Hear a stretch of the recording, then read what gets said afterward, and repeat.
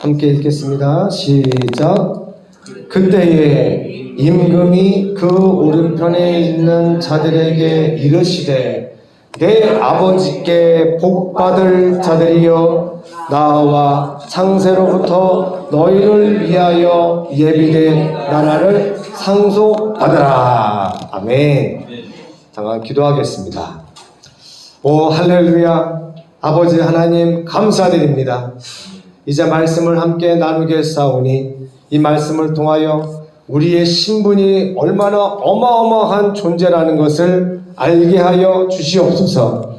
말씀을 통하여 이제 하나님의 능력이, 하나님의 생명이 우리의 인생 가운데 그대로 흘러넘치게 하옵시고 종의 입술에 기름을 부으셔서 성령께서 하시고자 하는 그 말씀만을 증거하게 도와주시고 우리 모든 성도님 귀를 열어 말씀을 밝히 깨달아 알 수 있게 하옵소서. 예수님의 이름으로 감사하며 기도 올리옵나이다. 아멘. 자, 지난주에 이어서 우리는 상속자 이 주제로 하는데요. 하나님에 대해서 조금 오늘 자세히 말씀을 드릴 겁니다. 말씀을 듣다가 여러분 만약에 하나님께서 내가 이런 존재였구나 그걸 딱 깨닫게 해주시면 그 믿음을 가지고 이제 새로운 인생을 사시기를 축원합니다. 이전까지는 다른 인생을 꼭 사셔야 됩니다. 우리는 왕의 자식이요, 동물로 치자면 우리는 사자입니다. 사자, 독수리입니다. 이렇게 남이 죽은 시체 뜯어먹는 하이에나가 아니고요, 우리는 사자입니다. 독수리입니다. 하나님께서 우리 한 사람 한 사람을 지으실 때, 우리 송보현 성도님을 하나님께서 만드실 때 얼마나 엄청나게 많은 계획을 가지고 만드셨겠어요? 여러분은 하나님의 걸작품입니다. 할렐루야.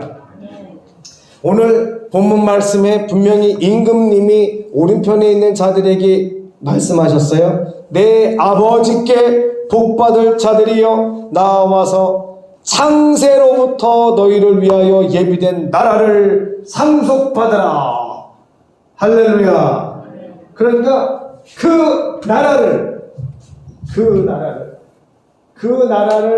상속받으라 그랬으니까 여러분은 어디에 마음이 다 가 있어야 돼요? 그 나라에 가 있어야지. 만약에 갑자기 친한 친구가 우리 조교사님한테 찾아가가지고 저쪽에 내년에 개발된 어디 돈 좀 없어? 저 땅 사람은 그냥 10배를 그냥 뛰는겨. 그래가지고 막 얘기해가지고 있는 돈 없는 돈 빚 가지고 가지고 20억을 투자했네? 그러면 그때부터는 마음이 홀랑 어디가 있을까요? 땅값이 오르나 안 오르나. 그래서 주식 투자하신 분들 보면 주식이 오르나 안 오르나 그 열심히 보고 있죠? 그것은 너무나 당연한 일입니다. 왜? 거기에 내 목숨과도 같은 돈을 갖다가 투자했잖아요. 그러니까 거기에 마음을 빼앗기는 것은, 마음이 가는 것은 자연스러운 현상입니다. 근데 예수님께서 오늘 본문에 말씀하시기를 복받은 자들아, 왜 그들이 복받은 자들이겠어요? 예수 믿고 하나님의 말씀대로 살았으니까. 그들에게 우리 예수님께서 말씀하시기를 창세로부터 너희들을 위하여 예비된 나라를 상속받으라 그랬어요. 그래서 지난주에 이 본문 말씀에서 우리가 눈여겨봐야 될 것은 임금님이 계시고 임금님이 계시고 또 임금님께서 내 아버지가 등장을 하고요. 또 오른편에 있는 자들 자, 이런 관계가 나오는데, 그리고 제일 중요한 말 상속받으라 이렇게 나왔어요. 자, 뭘 상속받아요? 그 나라를 상속받으라 그랬어요. 상속이라는 말은 아무 관계에서 쓸 수 있는 말이 아니라 그랬죠. 저하고 우리 송보현 성도님하고는 상속이라는 말을 쓸 관계가 아니에요. 절대로.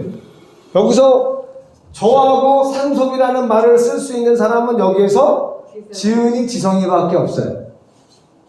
그러니까 상속이라는 말을 쓰려면 미안하다. 아빠가 돈이 없다. 기대를 말아라. 상속. 그래도 내 일을 모르는 거 아니에요. 기다려봐. 상속이라는 말을 쓰려면 부모 자식 관계가 되어야만 상속이라는 말을 쓸 수가 있어요. 그런데 임금님이 오른편에 있는 사람들에게 말을 하셨어요. 내 아버지께. 누구의 아버지? 이 임금님의 아버지. 임금님이 지금 오른편에 있는 사람들한테 말씀하시는 거예요. 내 아버지께 뭘 받은 사람들? 복 받은 자들아. 그 나라를 상속받아라. 그러면 당연히 상속되기 전에 그 나라는 누구 거겠어요? 아버지 거죠, 아버지. 아버지께서 복 받은 자들에게 상속해 주신대요. 그러면 이제 그 오른편에 있는 자들 가운데 저와 여러분은 들어가게 될 줄로 믿습니다. 오른편에 있는 자들이 있으니 또 어디에 있는 사람들이 있을까요? 오른편에 없고 어디에 있을까요? 왼편에 있는 사람. 왼편. 왼편에 있는 사람들한테는 예수님이 뭐라고 했을까요? 왼편에 있는 자들에게 이렇게 말씀하셨어요. 저주를 받은 자들아, 나를 떠나라! 마귀와 그 사자들을 위하여 예비된 영영한 불에 들어가라! 무섭죠. 지옥이 왜 지옥이냐면 거기는요 예수님이 함께 하지 않으세요. 그냥 하나님과 떨어져 죄 가운데 있는 죄에 소속된 자들을 위해 예비된 곳이 바로 지옥이에요. 그런데 놀랍게도 사람들이 지옥을 엄청 가겠는데 그 지옥은 사람들 때문에 만든 게 아니라는 게 참 슬픈 일이에요. 지옥을 하나님께서 왜 만드셨을까요? 왼편에 있는 자들을 위해서 지옥 가라 그랬는데 마귀와 그 사자들, 마귀와 그의 심부름꾼들이겠죠. 마귀와 그 사자들을 위하여 예비된 영영한 불에 들어가라 하고 저주를 퍼부으셨어요. 그러니까 원래 마귀와 그 사자들을 위해서, 타락한 천사들을 위해서 하나님이 만드신 게 지옥이었는데 졸지에 인간들이 다 지옥에 가게 생겼네요. 그 이유가 뭘까요? 마귀의 꼬드김에 넘어가서 죄를 지어서 마귀의 소유가 돼버렸어요. 그래서 마귀가 가는 그 지옥에 같이 가버리게 되는 그런 사고, 안타까운 사고 있잖아요. 막 어떤 기계 같은 걸 돌릴 때 옷이 탁 낀 거예요. 기계를 막 맞물려가지고 막 돌아가는데 옷 허리띠나 이 끈 같은 거 하나 탁 끼어가지고 몸이 막 딸려 들어가요. 우와, 10개라는 영화를 보면 그런 장면이 나오죠. 여호수아가 이렇게 석공이라서 막 돌을 쪼였는데 저 밑에 요게벳, 모세의 어머니가 나이가 많아가지고 강제로 일을 시키니까 이집트에서. 근데 나이 많은 여자가 할 일이 뭐가 있겠어요? 기름치라고. 기름치 다니면서 이렇게 잘 돌아가라고 기름칠 같은 거 하는 일을 하는데 그만 돌이 막 우두둑하게 막 맞물려서 돌아가는 그곳에 기름을 칠하다가 옷 끈이 거기에 딱 걸렸네? 돌이 막 움직이는데 끈이 거기에 끼어가지고 몸이 막 딸려 들어가는 거예요. 그러니까 멈추라고 막 얘기하는데 그 애국 사람들이 그 늙은 여자 한 명 살리려고 그 엄청난 공사가 지금 진행 중인데 그걸 멈추나요? 그거를 그때 기계가 있는 것도 아니고 사람의 힘으로 아구를 탁 맞춰야 되는데 지금 열심히 하고 있는데 그 여자 하나 살리려고 그걸 멈출 수가 없지요. 그래가지고 멈추세요 하는데 안 멈추니까 그 장면을 여호수아가 봤어요. 그래가지고 줄을 타고 샥 내려가가지고 방법은 하나, 애국 사람을 치는 거예요. 그냥. 그러면 종 주제인 이스라엘 사람이 애국 사람을 쳤다. 당장 사형감이죠. 그래갖고 여호수아가 슝 내려가가지고 그 요괴배 껴있는 그 옆에 있는 애굽 사람을 그냥 팍 한대 때려버려요. 그러니까 당장 공사 중재! 저놈의 새끼 저거 감히 네가 애굽 사람을 쳐! 끌고 가! 이렇게 됐지. 그래서 신문을 하는데 너 왜 멈췄어? 할머니가 거기 꼈잖아요. 아는 사이야? 아니요. 생명을 위해 어떻게 될 줄 알면서 여호수아는 목숨 걸고 그 할머니를 살려준 거예요. 우와. 그런데 여호수아 얘기를 하려는 게 아니죠. 옷이 끼는 바람에 같이 딸려온단 말이에요. 우리에게 죄가 있으면 하나님이 영원한 불에다가 집어넣으려고 하는 것은 죄예요, 죄. 근데 죄는 인격이 없잖아요. 죄를 소유하고 있는 마귀와 그 사자들을 지옥불에다가 던져서 영원히 멸망시키려고 하시는데, 우리 인간에게 저 죄가 있으면 죄를 소유한 자들이 거기에 가는데 죄에 이끌려서 지옥에 빨려 들어가는 거란 말입니다. 죄를 끊어내시기를 축원합니다. 어떻게 끊어낼까요, 죄를? 죄를 끊어낼 수 있는 방법이 있을까요? 우리의 힘으로는 100% 불가능합니다. 아예 시도도 하지 마세요. 내가 하나님의 아들이 됐는데, 하나님의 자녀라는데 죄를 짓지 말아야지. 죄를 짓지 말아야지.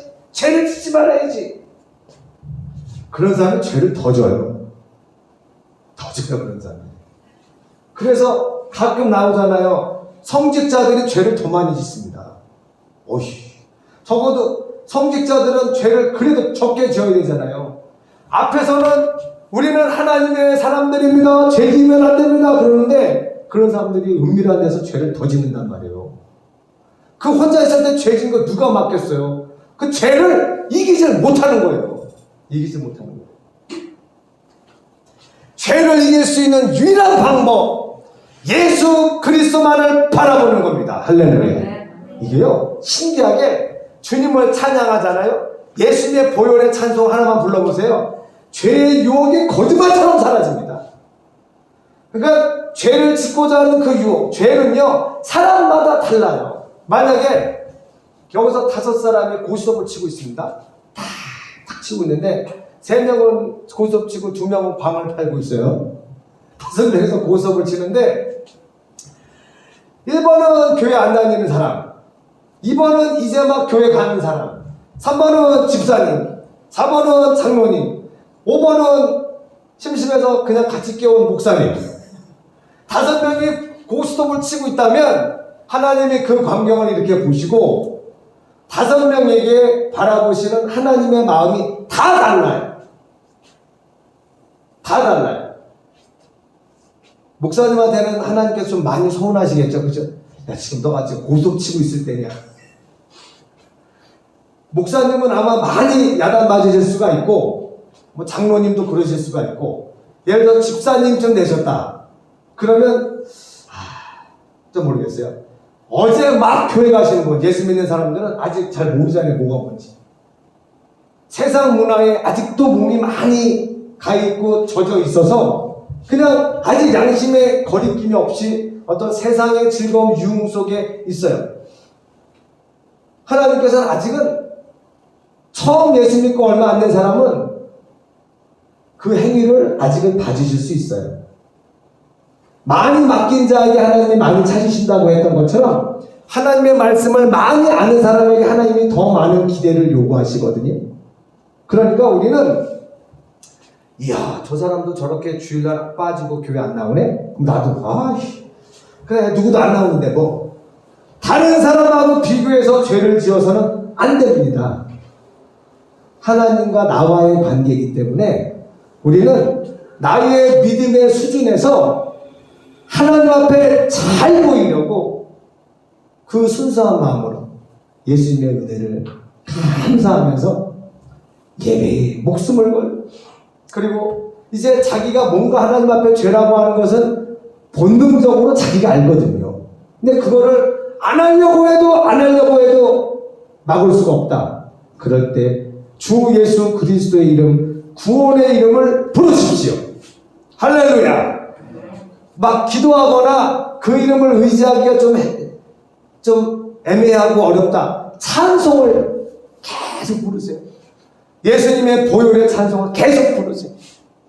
그래서 이 뭐의 문제예요? 지옥에 가는 건 죄의 문제예요. 이 죄의 문제를 예수님께서 해결해 주셨으니 우리는 예수님한테 탁 붙어서 예수님께서 이끄시는 대로만 가고 성령께서 이끄시는 대로만 살면 죄에서 벗어날 수 있을 줄 믿습니다. 그리고 요한일서에 나왔어요. 예수 믿는 분들이 나는 죄 안 졌어요. 나는 정말 예수 믿고 나서부터 양심에 거리낌이 없어요. 죄 없어요. 하면 거짓말장애라고 그랬어요. 너희 중에 누가 죄 없다 하면 하나님을 거짓말장애로 만든다고 그랬어요. 우리는 다 죄 있어요.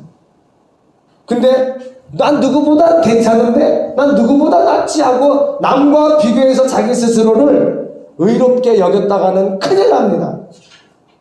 우리는 하나님 앞에 자기 전에 하루를 마감하면서 하나님 앞에 기도할 때 죄송할 것밖에 없죠.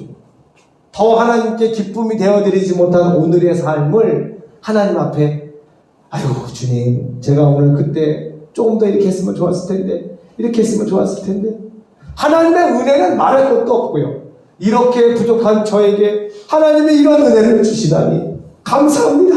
그런데 그 주시는 은혜에 맞게끔 우리가 행동하지 못하니까 하나님께 얼마나 죄송스러워요.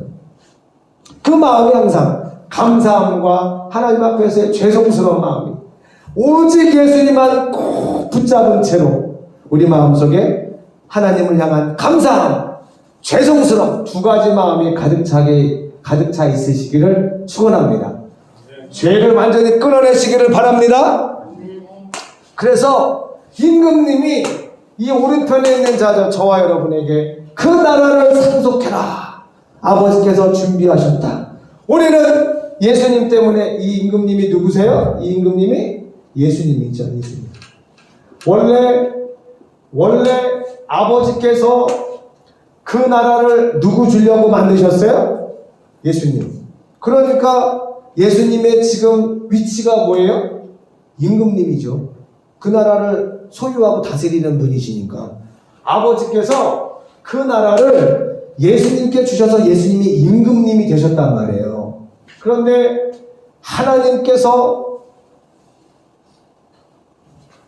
두 개의 피조물을 만드셨는데 첫 번째 피조물은 천사를 만드셨고요. 그 다음에 또 누굴 만드셨냐면 사람을 만드셨어요. 자, 그러면 이 아버지 그리고 그 아들 이 나라를 상속할 그 아들은 예수. 이 하나님이 삼위일체 하나님이라고 그랬어요. 삼위일체.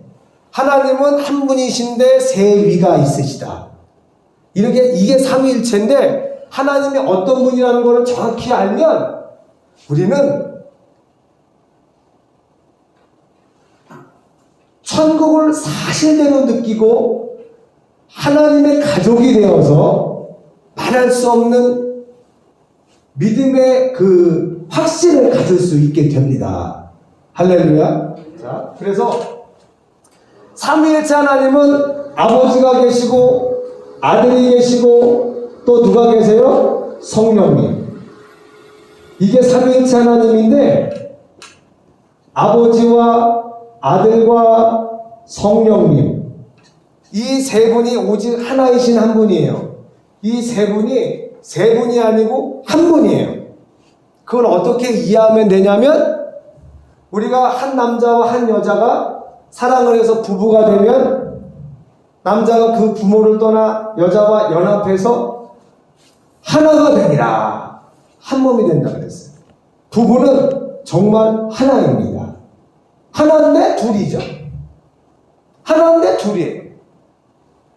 그래서 어떻게 우리 부부가 분명히 남편 따로 여자 따로인데 아내 따로인데 부부가 하나래요. 하나님께서도 아버지와 아들은 같은 분이 아니에요. 아버지는 아버지고 아들은 아들이에요. 이걸 자꾸 붙이려고 그러면 안 돼요. 삼위일체, 체라고 하는 그 몸체자를 쓰다 보니까 옛날에 어떤 성화를 보면 하나님이 이렇게 앉아 계세요. 여기 왕복을 쫙 입으시고 의자에 딱 앉아 계세요. 의자에 딱 앉아 계신데 머리가 우리 하나님이 이 왕 자리에 딱 앉아 계신데 하나님을 그린 성화를 보니까 하나님 머리가 3개야 이렇게 그린 성화가 있어요. 하나님을 그렸는데 이 나라를 다스리는 우주를 다스리는 왕으로서 하나님을 그린 그림인데 머리가 3개 달린 하나님을 그렸단 말이에요. 왜 이런 오해를 할까요? 하나님은 어떤 분이시라고 그랬어요? 삼위일체. 그 체자가 무슨 체자예요? 몸 체자죠. 그러니까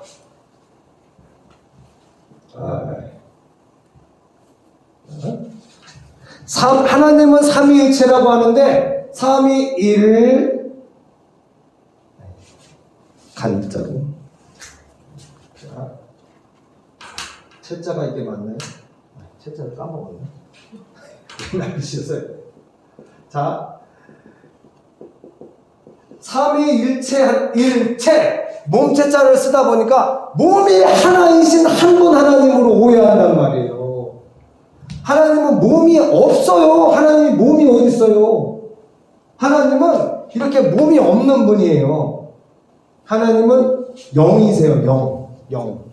영이신데 몸을 그리려고 하니 이렇게 괴물을 그린 거예요. 괴물을. 머리가 3 달린 하나님. 왜? 성부, 성자, 성령 따로따로 그리긴 그려야 되겠고 3분이 일체 몸이 하나라고 하시니 몸은 하나로 그려야 되겠고 그러니까 무슨 구미호같이 이런 하나님을 그려놨단 말이에요. 이건 완전히 오해입니다. 하나님은 어떤 분이시냐? 여러분, 하나님은 자, 이 그림을 잘 이해하세요. 하나님은 이런 분이세요. 먼저 여기에 나오는 우리 종이에 보시면 요한복음 1번 삼위일체 하나님에서 요한복음 4장 24절을 읽어보겠습니다. 큰 소리로 시작. 하나님은 영이시니 예배하는 자가 영과 진리로 예배할지니라. 하나님이 뭐라고요? 영이세요. 자, 요한복음 1장 18절 아들은 어떤 상태였는지 나와요. 1장 18절을 읽어보겠습니다. 시작. 본래 하나님을 본 사람이 없으되 아버지 품속에 있는 독생하신 하나님이 나타내셨느니라. 아멘. 아버지 품속에, 그러니까 독생하신 하나님 아들 예수 그리스도께서 원래 아버지는 영이시라서 형체를 그리면 안 돼요. 원래는. 근데 하나님이 계셨어요. 영으로 계시기 때문에 그냥 천지에 가득 차 계신 거예요. 우리가 하늘에 계신 우리 아버지요 이렇게 기도하죠. 자, 그러면 한번 생각해 보세요. 하늘이 먼저예요? 아버지가 먼저예요? 존재가? 아버지가 당연히 먼저죠.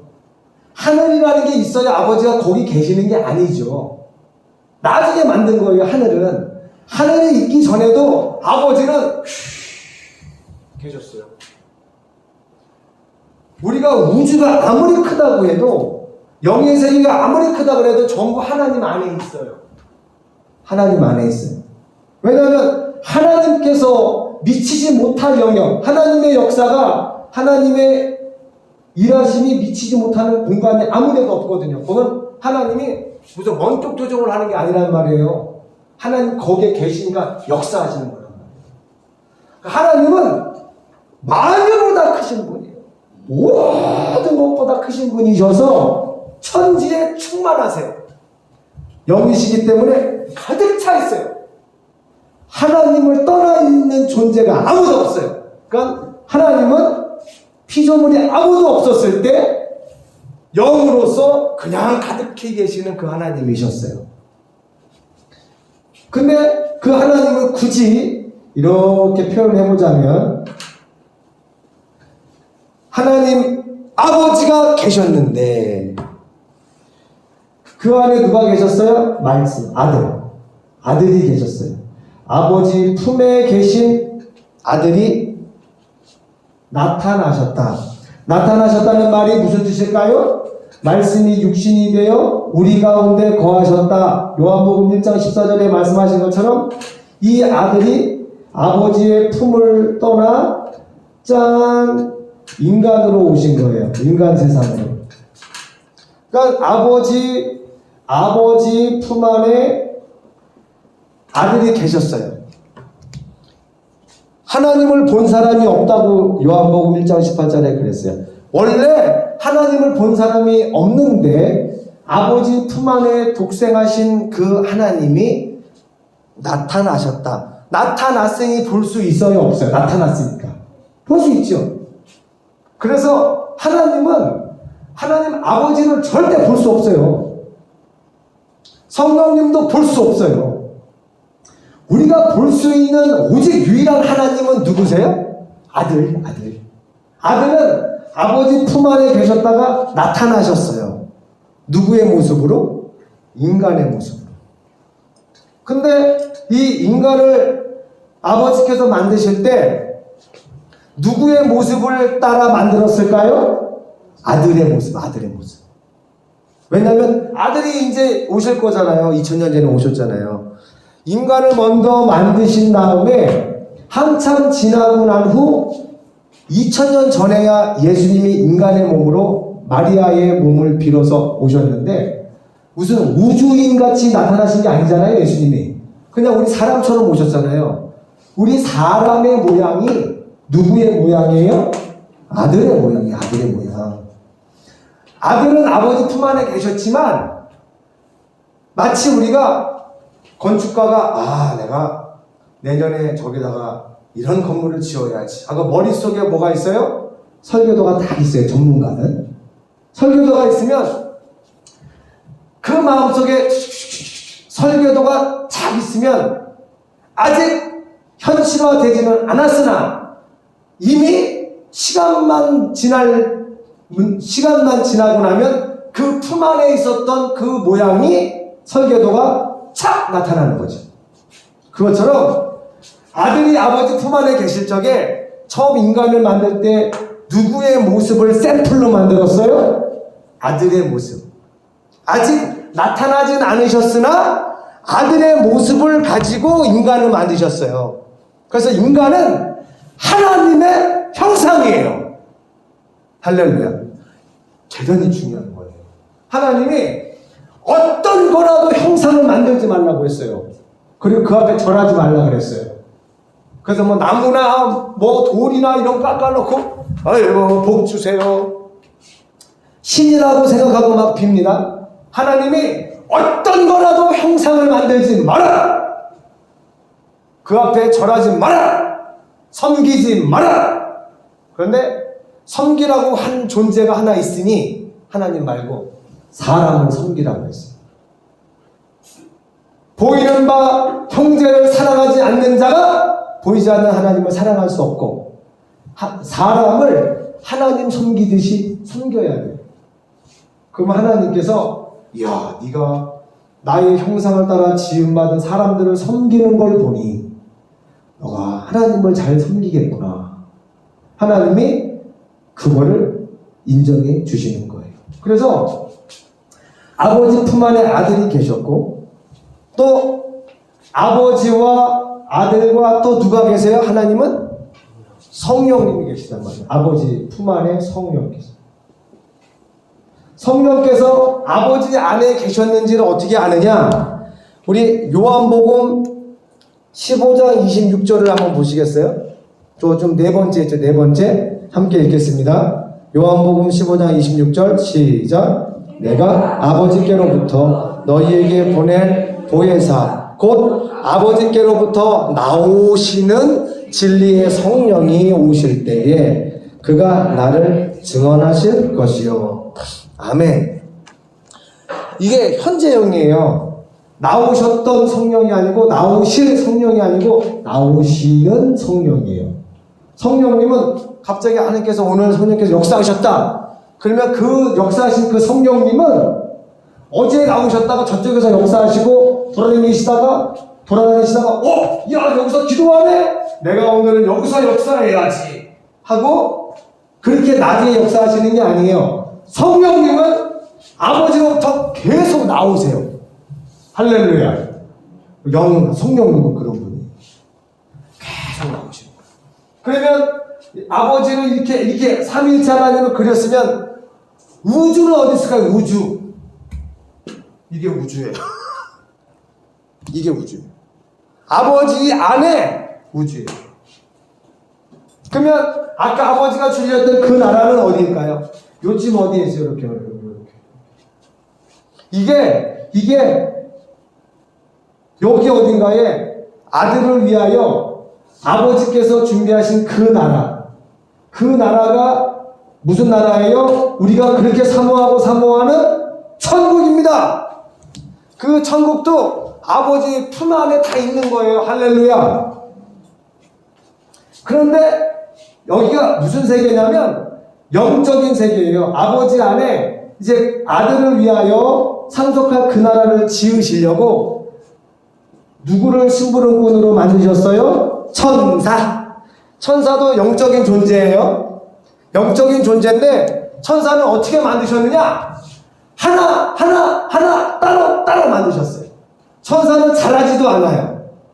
성장하지도 않아요. 결혼하지도 않아요. 하나님께서 목적에 맞게끔 하나 따로 만드셨어요.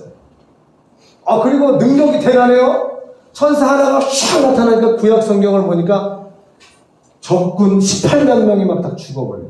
천사 한 명이 샥 역사하니까. 어마어마한 힘을 가진 게 천사의 능력인데 천사를 통해서 그 나라를 막 만들어 나가시는데 천사 중에 가장 아름답게 지은 천사 누구요? 루시엘. 빛의 천사 루시엘이 하나님처럼 되려고 해서 타락했어요. 그래서 하나님께서 타락한 천사 루시엘을 구덩이 맨 밑에 쳐박아 버렸어요. 그 구덩이가 어디냐면 영의 세계 하나님, 이건 피조물이에요. 피조물. 이거 없었을 때는 아버지하고 성령님하고 아들하고 세 분이서 너무너무 행복했어요. 너무너무 행복했어요. 거기에는 완벽한 질서, 거기에는 완벽한 평안, 완벽한 조화. 근데 우리는 둘만 모이면 싸우잖아요.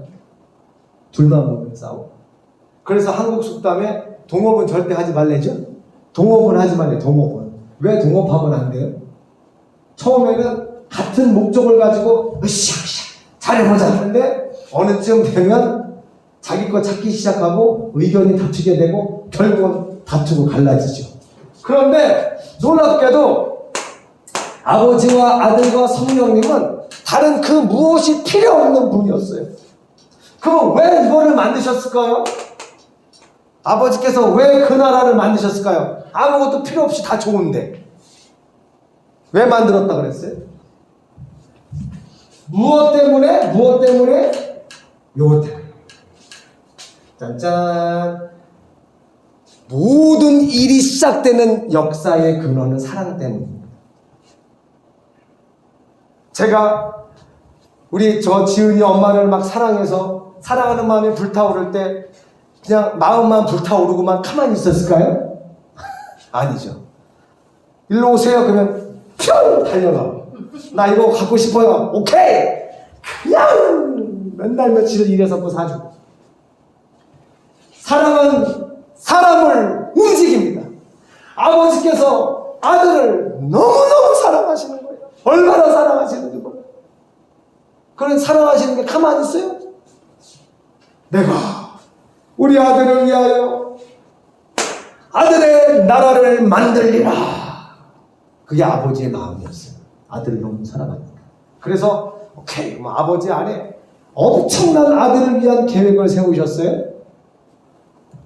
그리고 그 나라를 만드는 것도 아들에게 다 맡겼어요. 아들, 제가 아들에게 엄청난 나라를 상속시키려고 하니 한번 아들이 만들어 봐.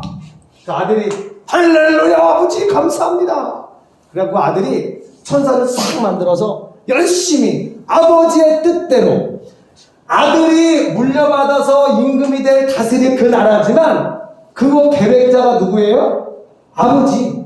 그러니까 아들은 그 나라를 만들 때 자기가 다스릴 나라이지만 아버지의 의도와 아버지의 뜻을 따라서 정확하게 만드는 거예요. 근데 이놈의 새끼가 이 천사 루시엘이 그만 나도 하나님처럼 되고 싶다. 그래도 반역을 해서 뭐가 착 깨져버렸느냐? 하나님 안에 있는 뭐가 깨졌어요? 평안과 안식이 깨져버렸어요. 그전에는 하나님 안에 완벽한 안식이 있었어요. 하나님은 뭐든지 만들 수 있는 분이기 때문에 뭘 만들어내기 위해서 일할 필요도 없어요. 하나님은 완벽하게 평강과 안식이 있었던 그 하나님이 누구 때문에 안식이 깨졌어요? 천사 때문에. 그래서 이 마귀 새끼가 역사하는 곳마다 분열의 일이 막 벌어져요. 분열의 일. 우리 한국교회가 우리 예수 믿는 성도들이 이 아버지와 아들과 성령님의 마음으로 기도하고 지금 이 사태를 겪어낸다면 내 것을 다 내던져서 무너진 곳을 세우고 아버지는 아들을 위해 모든 것을 내주고 아들은 죽기까지 낮아진 것처럼 우리가 이래야 됩니다 저래야 됩니다 정의를 이야기도 해야 되지만 우리의 목숨을 내놔야 될 줄 믿습니다. 무엇을 위해서? 아버지의 영광의 이 교회, 교회 얘기는 나중에 드리겠지만 이 교회라고 하는 것은 이 임금이 다스리시는 이 천국만 그 나라만 아들이 다스리시는 게 아니에요. 교회도 그분이 다스리시는 거예요. 이 교회는 아들이신 예수 그리스도께서 다스리시는 그분의 나라예요. 근데 감히 세상 권세가 교회를 가지고 이래라 저래라 한다. 이거는 죽으려고 환장한 거예요. 그러니까 우리는 이러한 말도 안 되는 행정명령이 올 때 세상의 기준으로 봐서는 안 돼요. 그러니까 이게 상당히 기준이 애매한 부분일 수는 있는데 우리가 성령님으로 충만하고 하나님의 사랑 가운데 거하게 되면 다 이해가 돼요. 우리는 세상 어떤 상황 속에서도 하나님과의 이 관계, 우리를 하나님이 자녀 삼아 주셔서 그 나라 상속하라고 자녀 삼아 주셨잖아요. 그러니까 우리는 이 땅에 살면서 하나님의 자녀로서 살아가는 거예요. 일할 때도 하나님의 자녀로서 하나님의 영광을 위해서 살아가는데 예배를 드리지 말라고 하네? 코로나 때문에? 그냥 우리가 해주다가 어느 선을 넘어버렸다. 그럼 저는 코로나를 걸려서 죽어도 괜찮습니다. 저는 예배의 자리를 지키겠습니다. 가는 거예요. 저자 체포해! 가는 거예요. 가는 거예요. 아니, 어차피 죽을 건데. 어차피 죽을 건데. 그런데 이게 사람의 의를 위해서, 자기의 의를 위해서 이러면 안 돼요. 어떤 용감한 지도자들은 세상적인 어떤 목표를 위해서 용감하게 막 사람들 앞에 나서잖아요. 나를 따르라! 막 이러잖아요. 그런 사람들도 얼마나 멋있게 막 사람들을 이끌고 지도력을 발휘합니까? 근데 우리는 그게 아니에요. 우리는 이 땅에서 뜻을 이 땅에서 이루고자 함이 아니라 이 아들이 아버지의 그 거룩하신 이름을 더럽힌 이 천사 마귀를 완전히 심판하시려고 이 안에 마귀를 가둔 우주가 이 점인데 이 아들이 이 점 속에 들어간 거예요. 그래가지고 그 에덴 동산에 있었던 그 마귀를 하나님을 대적하려고 했었다라고 하는 증거를 딱 잡아가지고 완전히 심판하시기 위해서 이 땅에 오신 거예요. 그러니까 우리는 어떤 마음으로 이 지금 상황들을 맞이해야 되냐면 영광스러운 그 하나님의 이름, 하나님께 예배드리고 하나님 앞에 우리가 하나님의 자녀로서 살아가고 있는데 어차피 우리는 시기만 다를 뿐이지 다 죽죠. 안 죽은 사람이 아무도 없죠. 죽고 나서 주님께로 가서 그 나라를 같이 상속할 거예요. 이 땅에서 우리가 할 수 있는 일은 돈 벌고 부자 되고 우리의 뜻을 이루는 게 아니라 아버지께 아들 성령 삼위일체 하나님께 예배하고 영광 돌리며 하나님과 함께 열심히 사는 거예요. 가난한 대로, 부유한 대로, 건강한 대로, 가난한 대로 하나님이 함께 하시면 하나도 안 부러워요. 내가 돈이 없어도 부자 하나도 안 부러워요. 하나님의 왜? 그 나라 상속할 거니까요. 그 나라를 상속할 건데 이 땅에서 어차피 하나나라 가져가지도 못할 걸 가지고 내가 그것 좀 없다고 왜 부러워하겠습니까? 우리는 이제 그 나라 영광의 아들 그 임금 앞에 딱 섰을 때 오늘 본문 말씀처럼 내 아버지께 복받은 자들아 이리로 와서 창세로부터 너희들을 위하여 예비된 나라를 상속받으라. 그 말 한마디 들으면 우리는 그냥 인생 성공한 거예요. 할렐루야. 그게 우리의 소망이에요. 라페크, 지금 비자 없어서 힘들지만 걱정하지 마세요. 하늘나라에는 라페크가 예수님 영접하고 믿으면 이미 천국 시민권을 가진 겁니다. 할렐루야. 그러니까 우리는 하나님의 자녀로서 살아가는데 감히 세상 권세가 세상 어떠한 정치가 하나님의 이름을 모독하고 하나님께 예배 드리는 것을 하지 못하게 하고, 물론 이미 중국이나 북한은 선을 넘은 지 오래됐죠. 이미 거기는 그냥 나는 예수님 믿습니다 그리고 와라 바로 처형이다.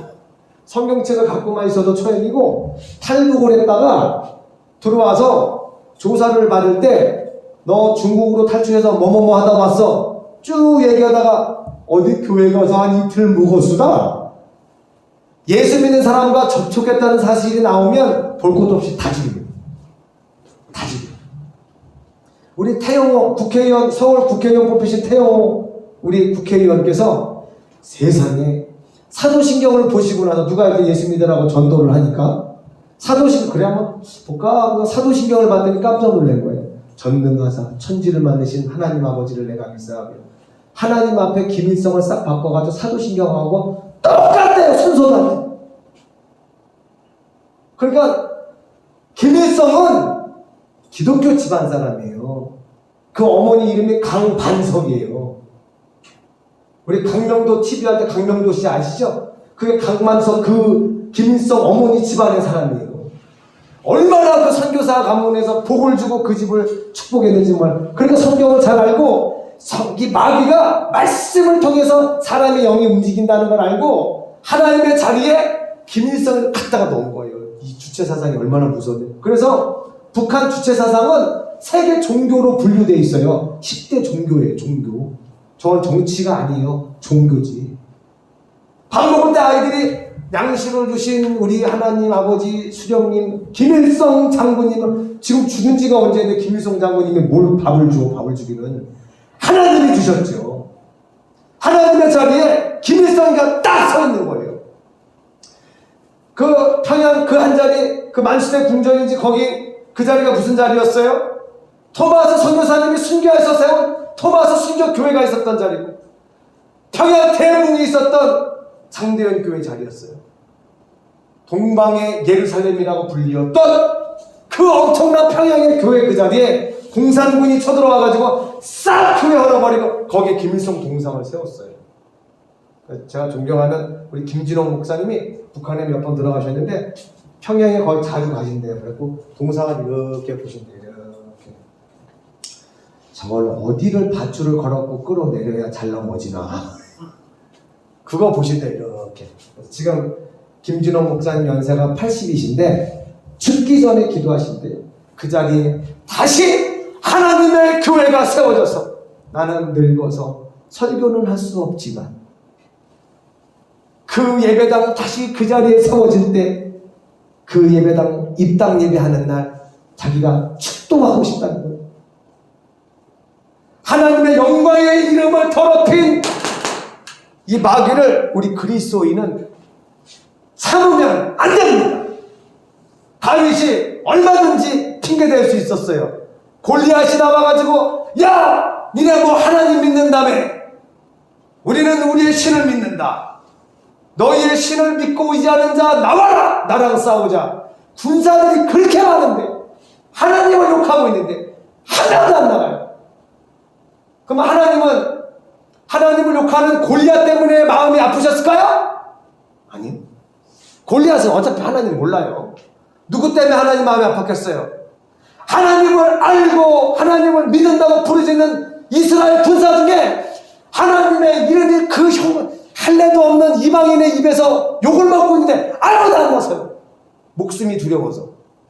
근데 군대도 갈 수 없는 소년 다윗이 심부름하러 그 자리에 왔다가 저 골리앗이 하나님을 욕하는 걸 보고 참을 수가 없었던 거예요. 왕이셔 제가 나가겠습니다. 야, 넌 안 돼. 넌 소년이고 골리앗은 어렸을 때부터 싸움꾼이고 용사야. 걱정 마십시오. 제가 아버지의 양을 지킬 때 곰과 사자가 달려오면 제가 하나님을 의지하여 곰과 사자도 때려 눕혔습니다. 저 하나님을 욕하는 할례 없는 블레셋 사람 하나님이 오늘 공중의 새들의 밥이 되게 할 것입니다. 그래가지고 그냥 돌 던져갖고 한 방에 끝내버렸잖아요. 할렐루야.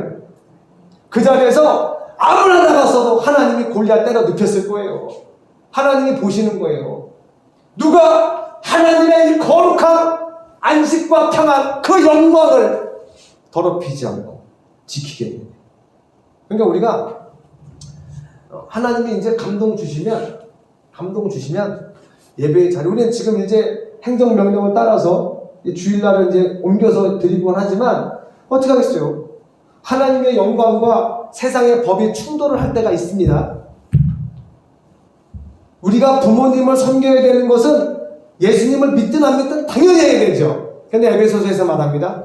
주 안에서 너희 부모님을 공경하라. 주 안에서 공경해야 돼요. 주 바깥에서 공경할 수는 없어요. 주 바깥에서 공경한다는 게 뭐예요? 부모님이 얘야 너 이제 교회 그만 다녀라. 그러면 예 어머님을 공경하겠나이다. 주님 어머님이 저 교회 다니지 말라네요. 부모를 공경하여 교회를 끊겠습니다. 이거는 안 된단 말이에요. 주 안에서만 하나님의 은혜와 하나님 안에 있어야 그 나라 다 우리는 전부 어디에 붙어요? 아들에게 붙는 거예요. 아들에게 붙어서 이 삼위일체 하나님의 자리에 우리는 들어갔어요. 할렐루야. 천사는요 어딜 여길 들어와요? 천사는 못 들어와요. 천사는 우리 인간이라는 피조물 자체가 너무 신묘막측해요. 궁금해요. 도대체 인간은 어떻게 태어나서 자라고 결혼해서 한 몸이 되고 도대체 이게 무슨 조화냐? 천사는 이해할 수가 없어요. 하나님께서 아버지와 아들과 성령님의 그 놀라운 관계를 인간의 삶에 그대로 똑같이 만들어놨어요. 그래서 아들을 위하여 내 자식을 위하여 부모님은 다 내줄 수 있는 거예요. 천사는 결혼도 안 하고 자식을 안 낳기 때문에 그 감정 자체를 몰라요. 그러니까 베드로전서 1장 20절에 그 복음의 놀라운 비밀을 천사가 살펴보기를 원한다고 얘기했어요. 자, 오늘은 1번만 집중적으로 설명을 할게요. 세 번째 말씀, 요한복음 1장 1절 말씀을 읽어볼게요. 시작. 태초에 말씀이 계시니라. 이 말씀이 하나님과 함께 계셨으니 이 말씀은 곧 하나님이십니다. 태초에 아들이 누구예요? 말씀이란 말이에요. 말씀. 이 말씀이 계셨는데 이 말씀이 하나님과 함께 계셨고 이 말씀이 곧 하나님이세요. 할렐루야. 그래서 우리는 지금 코로나 사태 이런 거에 아무 걱정하지 마세요. 아무 걱정하지 마시고 저도 우리 귀한 목사님들 너무나 존경스럽고 그 애국운동을 수년 동안 다니시고 하나님의 나라와 이 대한민국이 어떤 나라입니까? 하나님께서 완전히 마귀의 세력에 찌들었던 조선시대 그 500년의 역사를 다 끝내시고 하나님의 사람 이승만을 탁 택하셔가지고 자유민주주의 시스템을 이렇게 갖고 왔어요. 프랑스보다 여자분들한테 더 일찍 선거권을 준 게 대한민국이에요. 그러니까 이 대한민국은 하나님의 나라입니다. 그리고 우리나라 국회 제 첫 번째 공문서 반보 제1호가 이훈영 목사님의 기도문입니다. 국회가 처음 재헌국회가 시작될 때 국회의장이셨던 이승만, 그때는 대통령은 아직 아니죠. 국회의장이 종로에서 당선되신 이훈영 목사님 국회의원을 모셔서 기도해 주십시오. 그래서 그 기도를 다 적은 게 대한민국 첫 번째 공문서 1호예요. 대한민국은 하나님의 은혜에 감사하며 기도를 드렸던, 그렇게 해서 이 나라를 시작한 나라가 대한민국입니다. 이 나라를 지켜야 됩니다. 지금 70년 되면서요, 이 자유가 당연한 줄 알아요, 우리 젊은 세대들이. 대한민국 이 자유는요, 지금 다른 나라랑 비교해 보세요. 어떻게 대한민국이 이런 나라가 됐냐. 이게 정말 40년, 50년, 60년 전에 그 거지 나라가 맞아? 지금 캄보디아 이런 나라, 베트남 이런 데요, 중국 이런 데서 인권율이 말도 못하죠? 대한민국과 같은 인권이 보장된 세계가 될까요? 꿈도 못 꿔요. 등려편 집사님, 중국에서 이렇게 우리가 경찰들한테 야! 너 이 자식 나와라! 경찰들 욕할 수 있을까요? 꿈도 못 꾸죠. 꿈도 못 꾸죠.